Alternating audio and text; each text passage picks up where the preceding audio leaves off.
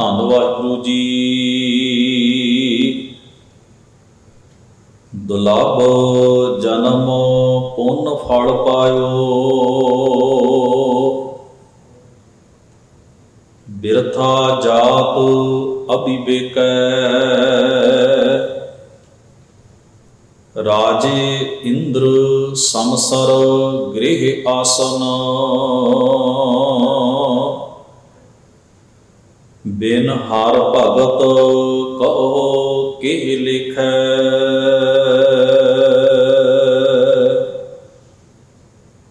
ਦੁਲਭ ਜਨਮ ਪੁੰਨ ਫਲ ਪਾਇਓ, ਬਿਰਥਾ ਜਾਤ ਅਭਿਵੇਕੈ। ਰਾਜੇ ਇੰਦਰ ਸਮਸਰ ਗ੍ਰਹਿ ਆਸਨ, ਬਿਨ ਹਰ ਭਗਤ ਕਹੋ ਕੇ ਲਿਖੈ।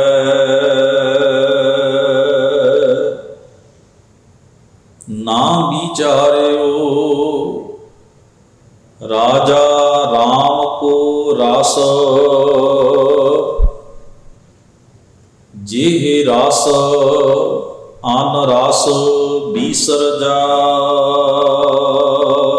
ਰਹਾ। ਜਾਨ ਅਜਾਨ ਭਏ ਹਮ ਬਾਵਰ, ਸੋਚ ਅਸੋਚ ਦਿਵਸ ਜਾਹੀ। ਇੰਦਰੀ ਸਬਲ ਨਿਬਲ ਵਿਵੇਕ ਬੁੱਧ, ਪਰਮਾਰਥ ਪਰਵੇਸ਼ ਨਹੀਂ। ਕਹੀਅਤ ਆਨ ਅਚਰਿਅਤ ਆਨ ਕਾਸ਼, ਸਮਝ ਨਾ ਪਰੈ ਅਪਰ ਮਾਇਆ।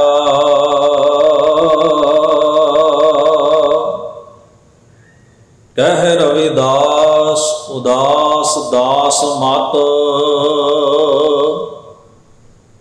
ਪਰ ਹਰ ਕੋਪ ਕਰਹੁ ਜੀ ਦਇਆ। ਕਹਿ ਰਵਿਦਾਸ ਉਦਾਸ ਦਾਸ ਮਤ, ਪਰ ਹਰ ਕੋਪ ਕਰਹੁ ਜੀ ਦਇਆ। ਵਾਹਿਗੁਰੂ ਜੀ ਕਾ ਖਾਲਸਾ, ਵਾਹਿਗੁਰੂ ਜੀ ਕੀ ਫਤਿਹ। ਪਰਮ ਸਨਮਾਨਯੋਗ ਗਰੀਬ ਨਵਾਜ ਧੰਨ ਧੰਨ ਸਤਿਗੁਰੂ ਗੁਰੂ ਗ੍ਰੰਥ ਸਾਹਿਬ ਮਹਾਰਾਜ ਜੀ ਦੇ ਪਾਵਨ ਦਰਬਾਰ ਦੀਆਂ ਹਾਜ਼ਰੀਆਂ ਭਰ ਰਹੀ ਗੁਰੂ ਸਵਾਰੀ ਸਾਧ ਸੰਗਤ ਜੀਓ, ਅਕਾਲ ਪੁਰਖ ਵਾਹਿਗੁਰੂ ਜੀ ਨੇ ਬਖਸ਼ਿਸ਼ ਕਿਰਪਾ ਕੀਤੀ ਹੈ। ਸਤਿਗੁਰਾਂ ਦੇ ਪਾਵਨ ਦਰਬਾਰ ਵਿੱਚ ਸੱਜ ਕੇ ਬੜੇ ਪ੍ਰੇਮ ਇਕਾਗਰਤਾ ਸਹਿਤ ਆਪ ਜੀ ਨੇ ਗੁਰੂ ਸਵਾਰਿਆਂ ਪਾਸੋਂ ਸਤਿਗੁਰੂ ਦੀ ਅੰਮ੍ਰਿਤਮਈ ਪਾਵਨ ਬਾਣੀ ਦੇ ਸ਼ਬਦ ਕੀਰਤਨ ਸ਼ਰਵਣ ਕੀਤੇ ਹਨ। ਬਾਬਾ ਰਵਿਦਾਸ ਸਾਹਿਬ ਮਹਾਰਾਜ ਦਾ ਉਚਾਰਨ ਕੀਤਾ ਹੋਇਆ ਪਾਵਨ ਸ਼ਬਦ ਰਾਗ ਸੋਰਠ ਦੀ ਭਗਤ ਬਾਣੀ ਦੇ ਵਿੱਚੋਂ ਆਪ ਜੀ ਨੇ ਦਾਸ ਪਾਸੋਂ ਸ਼ਰਵਣ ਕੀਤਾ ਹੈ। ਗੁਰੂ ਗ੍ਰੰਥ ਸਾਹਿਬ ਜੀ ਦੇ ਅੰਕ ਨੰਬਰ 658 ਉੱਤੇ ਪਾਵਨ ਸ਼ਬਦ ਦਰਜ ਹੈ, ਸੁਭਾਏਮਾਨ ਹੈ। ਮਨੁੱਖ ਦਾ ਜੀਵਨ ਬੇਸ਼ੁਮਾਰ, ਇੱਕ ਨਹੀਂ ਬੇਸ਼ੁਮਾਰ ਚਸਕਿਆਂ ਵਿੱਚ ਲਿਪਤ ਹੈ। ਸਾਨੂੰ ਕੁਝ ਨਾ ਕੁਝ ਸੋਚਣ ਦਾ ਵੀ ਚਸਕਾ ਹੈ, ਸਾਨੂੰ ਕੁਝ ਨਾ ਕੁਝ ਸੁਣਨ ਦਾ ਵੀ ਚਸਕਾ ਹੈ, ਕੁਝ ਵੇਖਣ ਦਾ ਹੈ, ਕੁਝ ਬੋਲਣ ਦਾ ਹੈ। ਕਿਸੇ ਨਾ ਕਿਸੇ ਪਾਸੇ ਨੂੰ ਸਾਡਾ ਰੁਝਾਨ ਹੈ ਮਾਨਸਿਕ ਤੌਰ ਉੱਤੇ, ਜਿਸ ਪਾਸੇ ਸਾਡੇ ਸਰੀਰ ਦੀਆਂ ਸਾਰੀਆਂ ਤਾਕਤਾਂ ਵਰਕ ਕਰਦੀਆਂ ਰਹਿੰਦੀਆਂ ਨੇ। ਸਾਡਾ ਦਿਮਾਗ, ਸਾਡੇ ਮਨ ਦੇ ਖਿਆਲ, ਸਾਡੇ ਅੰਦਰ ਦੇ ਫੁਰਨੇ, ਸਾਡੇ ਇੰਦਰੇ, ਸਾਡਾ ਸਰੀਰ ਉਸੇ ਤਰ੍ਹਾਂ ਹੀ ਕਾਰਜ ਕਰਦਾ ਹੈ ਜਿਸ ਪਾਸੇ ਸਾਡੀ ਲਗਨ ਲੱਗ ਜਾਂਦੀ ਹੈ। ਗੁਰੂ ਬਾਣੀ ਨੇ ਇਸ ਨੂੰ ਕਿਹਾ, ਜਿਹੀ ਸੁਰਤ ਤੇ ਹੈ ਰਾਜ ਹੈ। ਜਿਹੋ ਜੀ ਸਾਡੀ ਸੁਰਤ ਦੀ बनावट बन गई है, उहो जिहा साडा जीवन जीउण दा ढंग बन गया। जे सुरत दी लगन किसी चंगे पासे वाल है तो असी रिएक्ट भी उस तरीके का करांगे। साडा सारा शरीर भी कार्य उस पासे नूं करेगा, उस मकसद नूं समर्पित होकर चलेगा। तो जे साडी सुरत किसी भैड़े विचार नाल जुड़ गई है, लगन किसी गलत पासे लग गई है, तो जीवन की सारी ताकत, शरीर का सारा कार्य उस पासे वाल लग जाता है। इसे नूं गुरु पातशाह ने कहा, जे ही सुरत तेहा तिन राह। जिस पासे किसी की सुरत जुड़ गई है, उसने उहो जिहा राह चुन लिया है तो उस पासे ही समर्पित होकर तुर पे। जिवें मनुख आपां धर्म की दुनिया च पढ़ते हैं ना, भी कोई मनुख महान लोगों का इतिहास पढ़ीए तो असी एक शब्द वरतते हो, गुरु नूं पूर्ण रूप विच समर्पित ने। मान लो भाई मरदाना जी का जिक्र आए, भाई लहणा जी का जिक्र आए, तो आप शब्द आम वरतते हैं, भाई मरदाना जी गुरु नूं समर्पित ने, भाई लहणा जी गुरु नूं समर्पित ने। जिथे भी महान लोगों का जिक्र आएगा, उत्थे जिक्र आएगा कि वह रब नूं समर्पित ने, धर्म नूं समर्पित ने, गुरु नूं समर्पित ने, सच नूं समर्पित ने। पर एक दूजी कैटागरी भी होंदी है, जिहड़ी झूठ नूं समर्पित भी होंदी है, पाप नूं समर्पित भी होंदी है। उन्होंने पूरी तरह नाल अपनी ताकत जिहड़ी है उस काम लई झोंक दिती, उस राह ते तुर पए। भावें वह बदी वाला है, भावें वह पाप वाला है, भावें वह गुनाह वाला है, भावें वह झूठ वाला है। उन्होंने अपनी जिंदगी का सारा मकसद ही ये मिथ लिया है कि इस राह ते तुरना है, जो मर्जी हो जाए। उन्होंने लगन इन्नी डूंगी हो जाती है, उस राह ते तुर तुर के प्रैक्टिस इन्नी ज़्यादा हो जाती है कि वह पाप उन्होंने अंदर रच जाता है। वो चीज़ उन्होंने पछाण बन जाती, उन्होंने जीवन का आधार बन जाती। फिर उन्होंने परवाह नहीं रही भी संसार के लोग की कहणगे की नहीं कहणगे। जरा सोचियो, सिकंदर वर्गे बादशाह, चंगेज खां वर्गे जालम, हलाकू खां वर्गे हमलावर, अबदाली वर्गे जिन्हों ने अपनी तलवार अपनी फौज नाल पता नहीं किन्ने मासूमां नूं कोह दिता होएगा,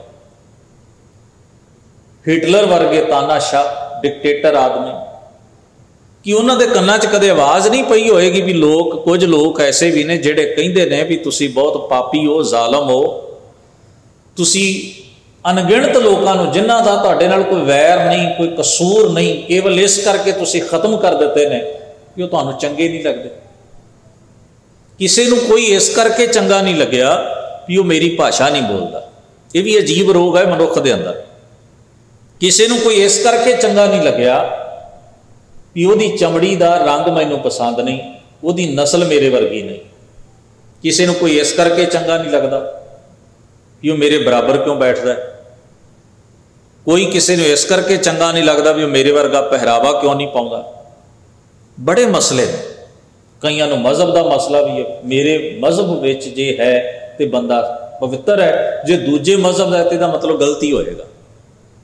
ये भी एक असी खाने मिथ लिया अपने दिमाग विच, खुद ही मिथ लिया भी पाप का पैमाना आ है, पुण्य का पैमाना आ है।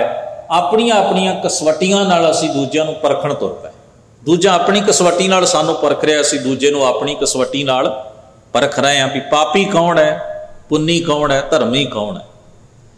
वैसे इस मसले का हल गरीब नवाज गुरु नानक महाराज ने दसिया, कहण लगे कच पकाई उत्थे पाए नानक गया जापै जाए। भी तुसी असी कौन हुंदे आ दूजे नूं पाप ते पुण्य दी इस खाई विच सुट्टण वाले जां ये वंड करन वाले। जिहड़ा सानूं चंगा नहीं लगेगा सुभावक है वो मनमुखी होएगा।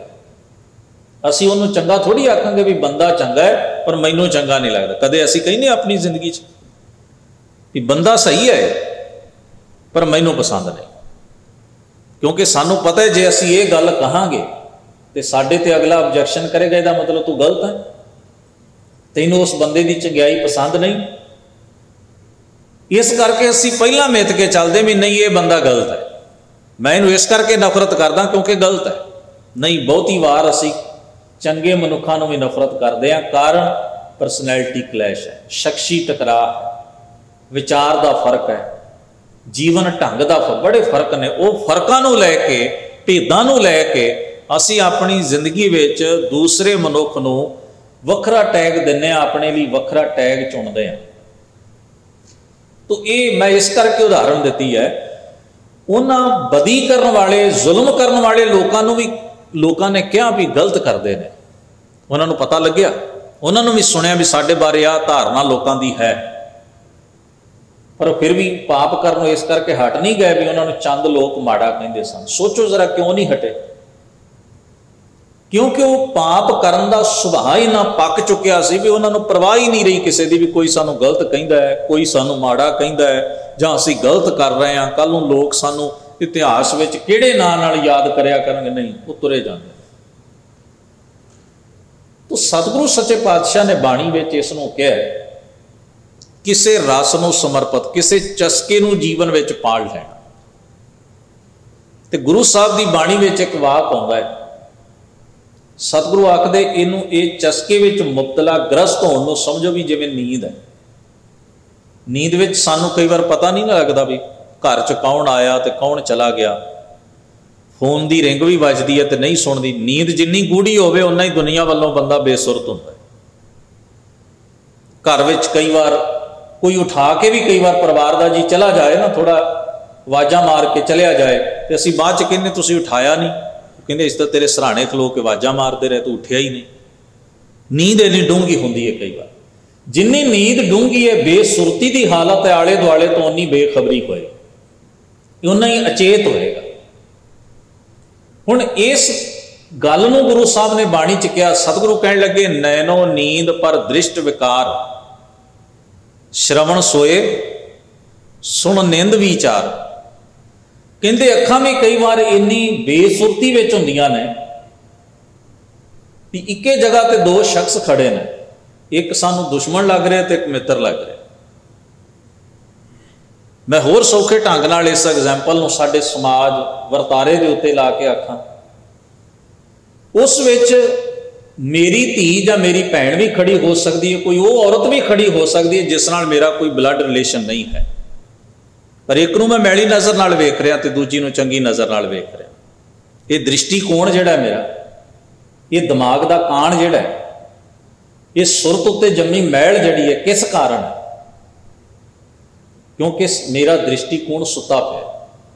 ਸੁਰਤ ਸੋਝੀ ਜਿਹੜੀ ਹੈ ਉਹ ਇੰਨੀ ਨੀਵੀਂ ਚਲੀ ਗਈ ਹੈ, ਉਹਨੇ ਮਿਥ ਲਿਆ ਵੀ ਜੋ ਪਰਾਇਆ ਹੋਵੇਗਾ ਨਾ ਉਹ ਮਾੜਾ ਹੀ ਹੋਏਗਾ, ਤੇ ਉਹਦੇ ਤੇ ਹੱਕ ਹੈ ਮੈਨੂੰ ਪਰਾਇਆ ਵੇਖਣਾ, ਹੱਕ ਹੈ ਮੈਨੂੰ ਉਹਨੂੰ ਮਾੜੀ ਨਜ਼ਰ ਨਾਲ ਤੱਕਣਾ, ਹੱਕ ਹੈ ਮੈਨੂੰ ਉਹਦੇ ਪ੍ਰਤੀ ਮਾੜਾ ਸੋਚਣਾ। ਉਹ ਹੱਕ ਲੈ ਲਿਆ ਸੀ। ਉਹ ਹੱਕ ਕਿਵੇਂ ਪੈਦਾ ਹੋਇਆ? ਸਾਨੂੰ ਆਪਣੇ ਆਪ ਵਿੱਚੋਂ, ਅਸੀਂ ਖੁਦ ਨੂੰ ਹੀ ਦੇ ਲਿਆ, ਕਿਸੇ ਨਹੀਂ ਦਿੱਤਾ। ਮਾਂ ਬਾਪ ਨੇ ਥੋੜੀ ਦਿੱਤਾ ਇਹ ਹੱਕ, ਧਰਮ ਨੇ ਥੋੜੀ ਦਿੱਤਾ, ਸਮਾਜ ਨੇ ਥੋੜੀ ਦਿੱਤਾ।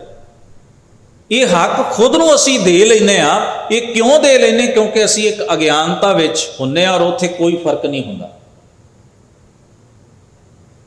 ਇਹ ਵਰਤਾਰਾ ਇਵੇਂ ਸਾਡੇ ਜੀਵਨ ਨੂੰ ਆਪਣੇ ਕਲਾਵੇ ਵਿੱਚ ਲੈ ਲੈਂਦਾ। ਈਰਖਾ ਲੈ ਲੈਂਦੀ ਹੈ, ਦਵੈਸ਼ ਲੈ ਲੈਂਦੀ ਹੈ। ਮੇਰੇ ਪਰਿਵਾਰ ਦਾ ਮੈਂਬਰ ਤਰੱਕੀ ਕਰਦਾ ਹੈ ਤੇ ਮੈਨੂੰ ਖੁਸ਼ੀ ਹੁੰਦੀ ਹੈ, ਗੁਆਂਢੀ ਕਰਦਾ ਤਕਲੀਫ ਹੋ ਜਾਂਦੀ ਹੈ। ਕੀ ਉਹਨੂੰ ਹੱਕ ਨਹੀਂ ਵੀ ਉਹ ਚੰਗੀ ਰੋਟੀ ਖਾਏ, ਵੱਡੇ ਘਰ 'ਚ ਰਹੇ? ਜੇ ਮੈਨੂੰ ਹੱਕ ਹੈ ਤੇ ਉਹਨੂੰ ਵੀ ਤੇ ਹੱਕ ਹੈ ਨਾ। ਪਰ ਉੱਥੇ ਮੈਂ ਹੱਕ ਲੈ ਲਿਆ ਵੀ ਮੇਰਾ ਹੱਕ ਹੈ, ਮੈਂ ਆਪਣੇ ਨੂੰ ਤਾਂ ਸ਼ਾਬਾਸ਼ ਦੇਵਾਂ ਵੀ ਵਾਹ ਵਾਹ ਤੂੰ ਖੂਬ ਤਰੱਕੀ ਕਰ, ਹੋਰ ਤਰੱਕੀ ਕਰ, ਉਹਨੂੰ ਅਸੀਸ ਵੀ ਦੇਵਾਂ। ਜੇ ਮੈਨੂੰ ਹੱਕ ਹੈ ਮੈਂ ਦੂਜੇ ਦੀਆਂ ਲੱਤਾਂ ਵੀ ਖਿੱਚਾਂ, ਉਹਦੇ ਨਾਲ ਨਫ਼ਰਤ ਵੀ ਕਰਾਂ, ਈਰਖਾ ਵੀ ਕਰਾਂ, ਤੇ ਉਹਦਾ ਬੁਰਾ ਵੀ ਮੰਗਾਂ ਵੀ ਰੱਬਾ ਇਹ ਰੋਟੀ ਕਾਹਨੂੰ ਖਾਂਦਾ, ਇਹਨੂੰ ਤਾਂ ਰੋਟੀ ਮੰਗਣੀ ਚਾਹੀਦੀ ਸੀ। ਜ਼ਰਾ ਸੋਚੋ, ਇਹ ਹੱਕ ਅਸੀਂ ਕਿੱਥੋਂ ਲੈਂਦੇ ਹਾਂ? ਨਹੀਂ, ਖੁਦ ਨੂੰ ਦਿੰਦੇ ਹਾਂ। ਇਹ ਹੱਕ ਸਾਡੀ ਉਸ ਸੁਰਤ ਵਿੱਚੋਂ ਸਾਨੂੰ ਮਿਲਦਾ ਹੈ ਜਿਹੜੀ ਸੁਰਤ ਅਗਿਆਨਤਾ ਦੀ ਖੱਡ ਵਿੱਚ ਡਿੱਗੀ ਹੁੰਦੀ ਹੈ, ਜਿਹੜੀ ਇਹ ਇਹੋ ਜਿਹੀਆਂ ਪਤਾ ਨਹੀਂ ਕਿੰਨੀਆਂ ਹੀ ਬਿਮਾਰੀਆਂ ਦੀ ਸ਼ਿਕਾਰ ਹੋਈ। ਇਹਨੂੰ ਅਸੀਂ ਵੈਸੇ ਰੋਗ ਮੰਨਦੇ ਨਹੀਂ, ਇਹਨਾਂ ਗੱਲਾਂ ਨੂੰ ਗੁਰਬਾਣੀ ਨੇ ਇਹਨਾਂ ਨੂੰ ਹੀ ਰੋਗ ਕਿਹਾ।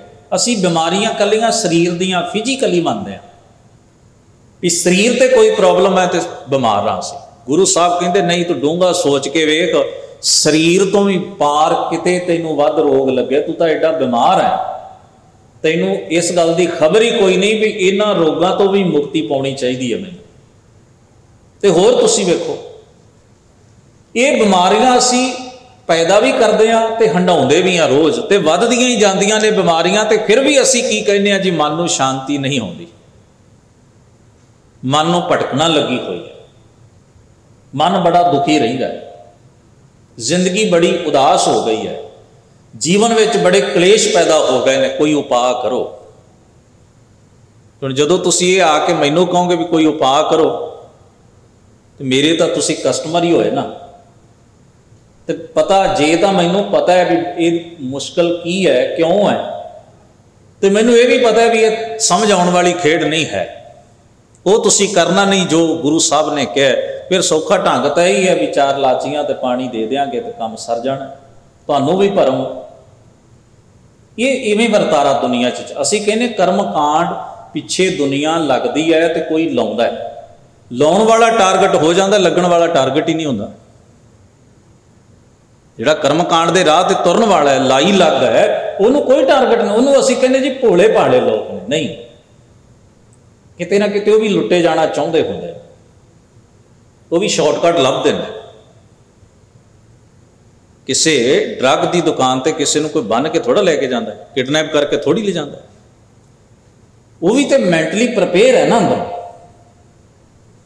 वो भी तो अंदरों तैयार है ना उस चीज़ को लैण वास्ते, नहीं तो होर इन्नी दुनिया तुरी फिरती है। साडा आंढ गुआंढ है, वो ड्रगी क्यों नहीं हो गया, मैं ही क्यों होया। जिथे गुरु साहब ने लुटण वाले नूं गलत कहना, उत्थे लुटे जाण वाले की मानसिकता का भी सतगुरु ने बाणी च जिक्र किया भी किते ये भी अज्ञानता च जी रहा है, ये भी किते ना किते रस्ता चाहुंदा सी इस राह के उत्ते तुरना, ये भी इहो जी जिंदगी इनू मुआफक बैठ रही है किते ना किते, इस करके इस राह का पांधी बनया। तो सतगुरु महाराज ने उत्थे की फरमाया, कहन लगे नैनो नींद पर दृष्ट विकार, श्रवण सोए सुन निंद विचार, मेरे कन भी सुते हुए हैं, पराई निंदा सुननी, किसी बारे गलत गल हो रही होवे वो मिठी लगती, उन्होंने घंटिया बद्धी सुनिया भी जा सकता है तो बोलिया भी जा सकता, वो चीज़ इवें लगती है भी जिवें वधिया है। असी बहुत सियाणप भरी गल कर रहे हैं। कई बार ये भी मनुख के जीवन का भी एक पहलू है, इनू समझिए। कई बार असी सियाणे नहीं होंदे,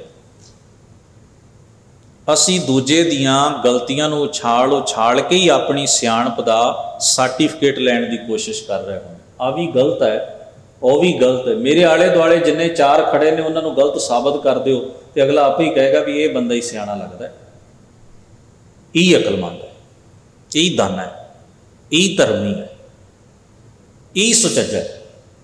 ये भी एक ट्रेंड है संसार में, ये भी मनुख का जीवन का एक पहलू है भी वो खुद नहीं कमाउंदा, वो दूजिਆਂ ਨੂੰ नीवें साबित करके अपने आप को वड्डा साबित करने की कोशिश करता, वो वड्डे होने की कोशिश नहीं करता, वो खुद वड्डा होने का यतन नहीं करता, वो खुद उन्होंने चीज़ों तो नहीं छुटना चाहता जिहड़ियां चीज़ां उन्होंने नीवें पासे ले जांदियां ने, बल्कि वो दूजिਆਂ ਨੂੰ नीवें साबित करके खुद उन्होंने दे विच राजा बनना चाहता है।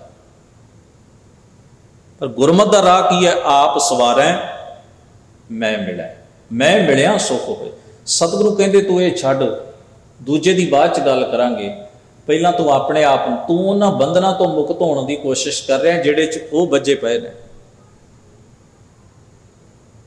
जिहड़ियां चीज़ां करके वो डिगे पे ने, कि तू उन्हां चीज़ां चों बाहर निकलण दा खुद यतन कीता कदे? जिस दिन करके वेखेगा ना समझ पाएगी ये किड्डा औखा मार्ग है। जिस दिन खुद करके वेखेगा ना उस दिन समझ पाएगी ये किड्डा विखम मार्ग है, अपना आप दाह ते लाउणा पैंदा।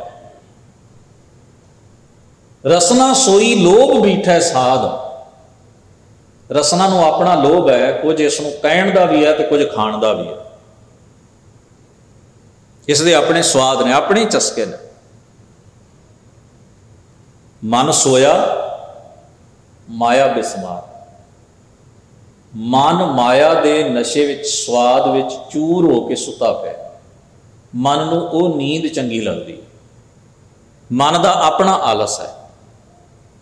इस गृह में कोई जागत रहे, साबत वस्तु अपनी लह, कोई इंद्रा भी जाग पाए, यानी कि जीवन के किसी पहलू तो भी बंदा जागना शुरू कर देवे ना, साबित वस्तु अपनी लह, तो ये जीव, ये जिंद अपनी साबित वस्तु को हासिल कर सकती है, उच्चे आत्मक जीवन को प्राप्त कर सकती है। गरीब नवाज ने इसे करके बाणी च कहा, रारा रास निराश कर जानिया, होए निराश सो रस पहचानिया।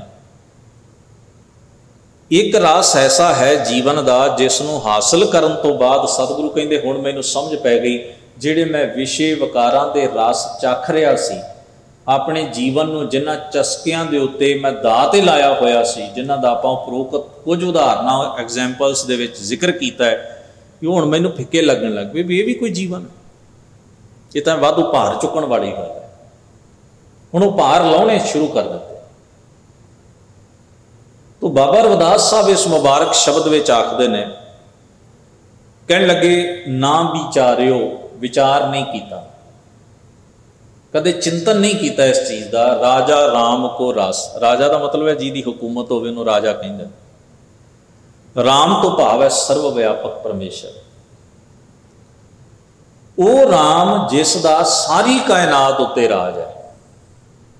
ये शब्द बड़ी बार भगतां ने वरते ने बाणी च, ते कई सज्जन इन्हां शब्दां तो भुलेखा खा के ये समझ बैठते हैं अयोध्यापति, लंका दे जेतू, शायद रामायण दे नायक रामचंद्र जी वास्ते ये शब्द बाणी च आए। वैसे भी संसार का एक ट्रेंड होंदा है प्रापोगंडा, ते प्रापोगंडे का हिस्सा होंदा है दूसरे की गल का अपने हिसाब नाल मतलब कढ़ना। ये उलझाउण का एक राह होंदा है, एक तरीका होंदा है। इस वास्ते ये हर दुनिया दियां हर चातर जथेबंदियां, चातर लोग जिहड़े ने इस तरह के बहुत कुछ करते हैं। गुरु ग्रंथ साहब महाराज की बाणी बारे भी इस तरह होंदा है। वो बाणी चो एक लफ्ज चुकणगे, इन्नी बार राम आया है जी, इन्नी बार कृष्ण आया है जी, इन्नी बार आश, पर ये बाकी पहलू नहीं पढ़नगे भी जिथे जिक्र किया है। बाणी च एक पंक्ति आउंदी है गुरु अर्जन साहब की, श्री राम चंद जिस रूप न रेख्या। एक पंक्ति ने सारा कुछ स्पष्ट कर दिया, श्री रामचंद जिस रूप न रेख्या, जिहदा कोई रूप नहीं, जिहदा कोई आकार नहीं, कोई चक्कर चेन नहीं। हुण मां की कुख तो जिन्हें जन्म लिया होवे तो उनको कह सकता है रूप रंग आकार है नहीं, वो राम कौन होया? जदों बाबा कबीर साहब स्पष्ट शब्दां च कह देंदे ने, राम कहन मैं भेद है ता मैं एक विचार, सोई राम सबै कहे सोई कौतकहार। कबीर है कबीर रामै राम कहो कहबे माहि में भेद, एक अनेका मिल गया एक समाना एक। एक एक शरीर तक सीमत है, एक सारी कायनात विच रमे, रमत राम सब रहो समय। इस वास्ते स्पष्ट है, गुरबाणी का अपना पहलू बड़ा स्पष्ट है। ये राजे तो भाव जिसकी हुकूमत है, किथे धरती के एक टुकड़े ते नहीं, समुची कायनात उत्ते। जिसनों बाबा कबीर साहब ने भी कहा, को हर समान नहीं राजा, राजे बहुत ने दुनिया च आए चले गए, पर ओदे समान ओदे वर्गा राजा कोई नहीं, क्योंकि ओदी हुकूमत जुगो जुग अटल है। वड्डा तेरा दरबार सच्चा तुद तखत, सिर शाह पातशाह निश्चल चौर शाह। जिसदा छतर भी निश्चल है, जिसदा चौर भी निश्चल है, जिसदा तख्त भी निश्चल है, जिसदी हुकूमत खत्म ही नहीं होंदी। ते हुकूमतां कित्थे खत्म होंदियां ने? जिथे शरीक होवे, जिथे वैरी होवे। तो वह ना कोई वैरी है ना शरीक है, तेरा शरीक को नहीं ना को कंटक वैराई। शरीक तो ही साड़ी चीज़ को खतरा हो सकता है, वैरी तो ही खतरा हो सकता है। तो गरीब नवाज पातशाह ने बख्शिश की, कहने लगे ना विचारियो राजा राम को रस, जे रस अन रस बिसर जाए। जिस परमेश्वर दे नाम रस करके बाकी सारे विषय विकारां दे रस विसर जाते हैं, खत्म हो जाते हैं जीवन चों, मैं उस असल रस की जिंदगी दे असल आनंद की पहचान नहीं की। वो आनंद किस विच है? सर्व व्यापक परमेश्वर जिसका हुक्म सारी कायनात उत्ते उसके हुक्म की पछाण नहीं की। तो की है इसका फल की होया? आरंभ दी बचन विच आख्या, कहण लगे दुलभ जन्म पुन फल पायो, बिरथा जात विवेक। जीवन बड़ा दुर्लभ है। दुर्लभ का मतलब होंदा है जिसनूं होर किसी भी जरिए ढंग तरीके नाल हासिल ना किया जा सके, कोई चॉइस ही नहीं हो। जरा सोचो, जेड़े पल साडी जिंदगी चों लंघ गए, कोई पाया, कोई ताकत, कोई तुहाडे कोल रस्ता, कोई वे है भी तुसीं उन्हां पलां नूं वापस लिया सको? कोई नहीं। गुजर गए तो गुजर गए। जिंदगी दे पल ही कोई लिया के वापस लिया। जीवन जिहड़ा है इन्ना कीमती है भी ये पैरालल कोई चीज़ है ही नहीं जिहदे नाल इहनूं कंपेयर कर लईए भी लो आ चीज़ दे के ते जीवन लिया जा सकता है। आ चीज़ लैके दे के हथों गवा के मुल पा के ते वो जीवन दीयां घड़ियां वापस लियांदियां जा सकता, कख नहीं हो सकता। जिसनूं किसी नाल जीवन एक ऐसी चीज़ है किसी नाल कंपेयर नहीं किया जा सकता। ਇਹਦਾ ना कोई मुल है, ना कोई तोल है, ना ये बराबर की वस्तु है, ना यह खरीदया जाता है। सेवावां खरीदियां जा सकदियां, जीवन नहीं खरीदे जा सकते। ये चेते विच रखना, जीवन एडी दुर्लभ चीज़ है। इसे नूं क्या है बार बार, मानस जन्म दुर्लभ है, होए ना बार बार। बार बार नहीं, कोई ऑप्शन नहीं है यदि होर, ये कोई ऑप्शन नहीं। ये भी जेड़े पल तुहाडे कोल ने, जिन्ना वक्त जिंदगी का तुहाडे कोल है, जिहड़ी कुदरत ने तुहानूं दात दिती है, उन्होंने जिवें मर्जी हंडा लो, जिवें मर्जी जी लो। उहदे लई होर नहीं भी तुसीं बीते पल वापस लै आओ, गुजरिया समा वापस लै आओ, शरीर खत्म हो गया तो उन्होंने दोबारा जीवन, ऐसियां कोई तुहाडे कोल ऑप्शनां नहीं हैं। इस करके कह दुर्लभ जन्म पुन फल पायो। ये दुर्लभ जीवन कादे लई हासिल किया है? कुछ नेक अमल करने, फड़ी भूत करने, लाभकारी होवे जीवन, तां दुर्लभ है। इस करके हासिल होया है। बिरथा जात विवेक है, पर व्यर्थ जा रहा। क्यों जा रहा? अविवेक। अविवेक कहते ने अज्ञानता, बेसमझी करके इन्ना महंगा कीमती दुर्लभ जीवन जिहड़ा है वो व्यर्थ बतीत हो रहा है। यदि मैं सार नहीं जानता, यदि मैं कदर नहीं कर रहा। फिर अगे आखदे ने राजे इंद्र समसर गृह आसन। भारतीय कल्चर विच ना पुराणा दीयां कथावां विच स्वर्ग दा राजा है इंद्र।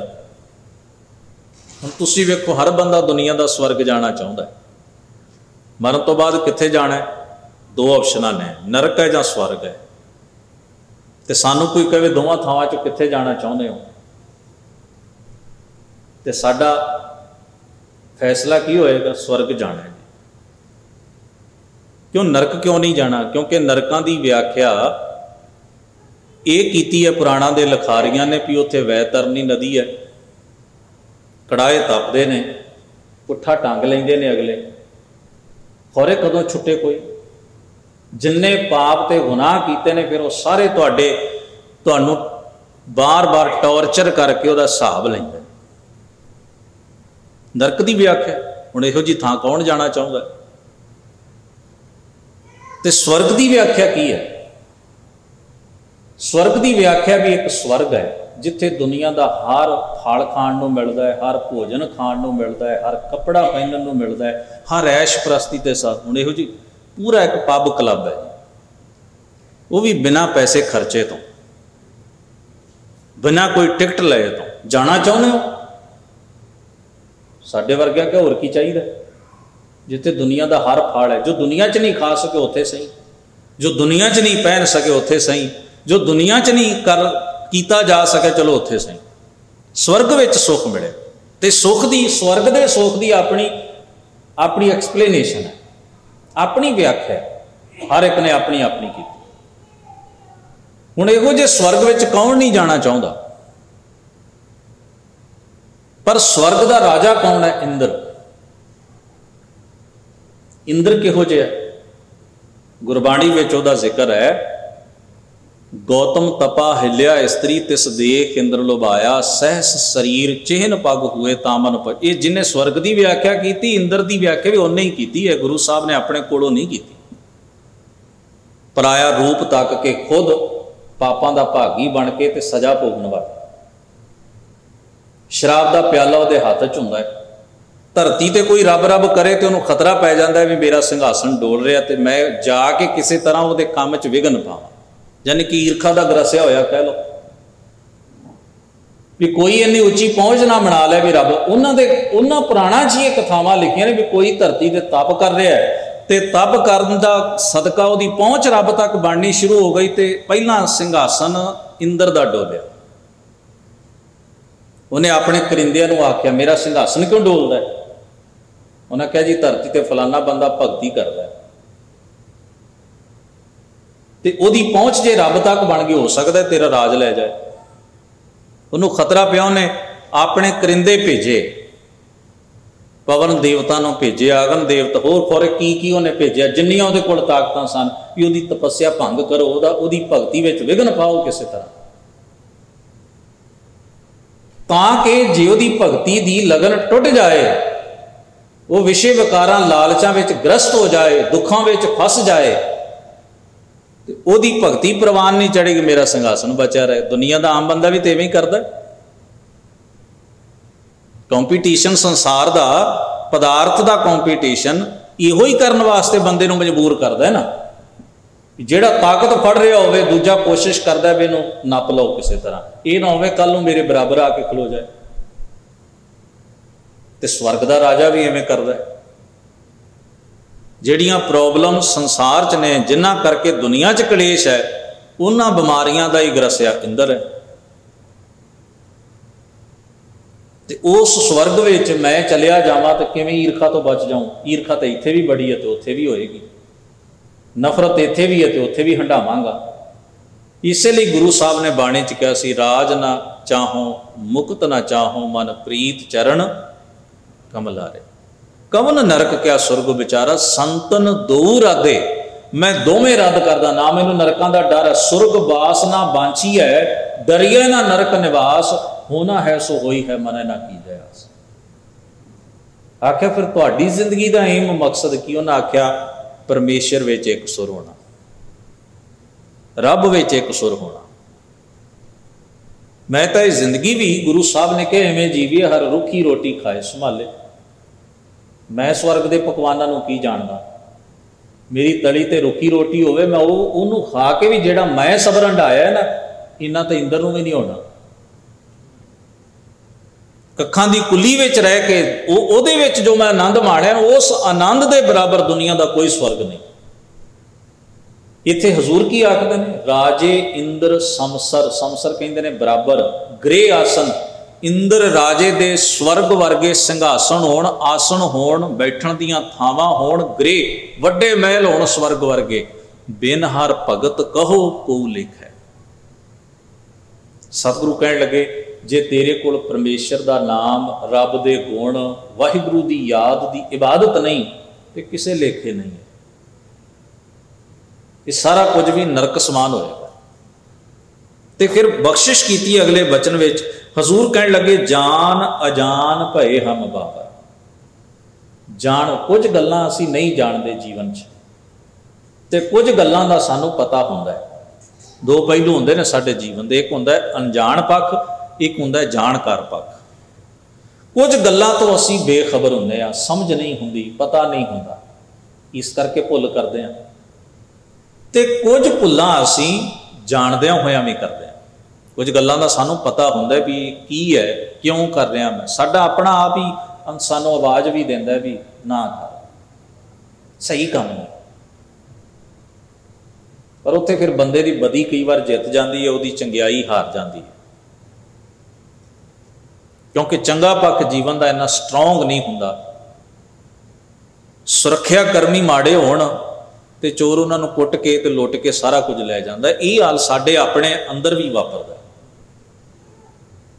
असी गुण इन्ने तकड़े नहीं कीते हुंदे, औगण जिहड़े ने गुणा दी फौज नूं हरा के निकल जांदा, लुटिया जांदा जीवन।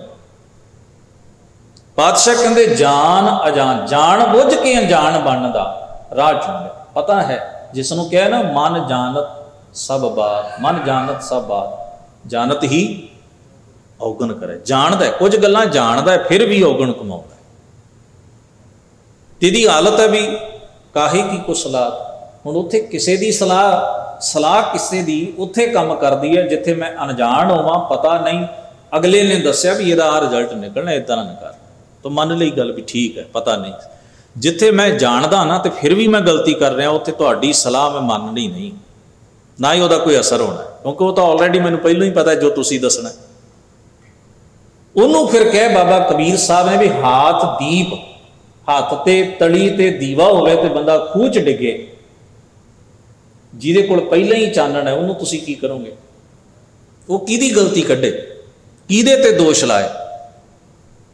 जान अजान भये हम बावर, सोच असोच दिवस जाही। स्वार्थ वस चंगियां माड़ियां उच्चियां नीवियां सोचां दे विच ही मेरा जिंदगी का हर दिन हर समा लंघदा जा रहा है। फिर कहण लगे की हुंदा है मेरे नाल? इंद्री सबल निबल विवेक बुद्ध। जिन्नी वासना जीवन च वधदी जाती है, काम वासना वध गई, क्रोध वासना वध गई, इंद्रियां दा चस्का जिन्ना वधदा जाता है, दूजे पासे विवेक बुद्धि उन्नी सितल कमजोर होंदी जाती है। वकार उच्चे उठते जाते हैं, गुण घटते जाते। जिवें दीवा है ना, जिन्ना लम्मा समा उहदी बत्ती बलेगी उहदा दीवे दे विचला तेल उन्ना ही मुकेगा। इंद्री सबल निबल विवेक बुद्ध, परमार्थ किसी उच्चे आदर्श वाले पासे मैं इस करके नहीं तुर सकिया क्योंकि वासनावां इन्नियां हावी सन जिन्होंने पूरियां करदियां जीवन का वक्त लंघ गया। विवेक बुद्धि खीण कमजोर हो के मध्यम हो गई। कहीयत आन अचरियत अनकश। हुण जिंदगी ये है कि कहंदा मैं कुछ होर हां ते करदा मैं कुछ होर हां। हुण गल कोई है तो जीवन किसे पासे तुर रहा है, विचार कोई सुनदा तो जिंदगी किसे पासे नूं तुर पैंदी। कही अतान अचरियत अनकश, समझना परया पर माया। कहण लगे हुण माया दे इस पर्दे तो पार जाके वेखण दी ताकत ही नहीं रही, हार मन लई जीवन। फिर बाबा रविदास साहब आखदे ने, कह रविदास उदास दास मत मेरी दास। हे मेरे मालक, तेरे इस दास रविदास की मत इन्हां विषय विकारां तो हुण उपराम हो रही है तेरी मेहर नाल। पर हर कोप करो जी दया। भगत लई रब दा कोप पता की है? कोप गुस्से नूं कहंदे ने। कोप पता की है? उहदे वल पिठ हो जाना ही गुस्सा है, उहदे वल मुख हो जाना ही उहदी बख्शिश है। कहते ने मेरी जिंदगी तो ये प्रकोप भैड़ा प्रभाव जिहड़ा है, ये विषय विकारां दे क्रोध दीयां निशानियां खत्म करो। करो जी दया, मेरी जिंद मेरी आत्मा ते तरस करो ताकि मैं तुहाडे नाम तुहाडे गुणां दे रस विच रत्या जावां। साहब सतगुरु कृपा बख्शिश करन। गुरु महाराज का पावन उपदेश साडे सबना दे जीवन का आधार हिस्सा बने। पातशाह होइयां भुल्लां चुकां दी खिमा बख्शिश करन। आप समूह सतसंगियां का बहुत बहुत धन्यवाद जिन्हें बड़े प्रेम एकाग्रता सहित गुरु दरबार की हाज़री भरी है। सतगुरु महाराज के पावन उपदेश नाल सांझ बनाने का यत्न किया है। आओ बड़े अदब सहित गुरु फतेह नाल सांझ बनाओ। वाहिगुरु जी का खालसा, वाहिगुरु जी की फतेह।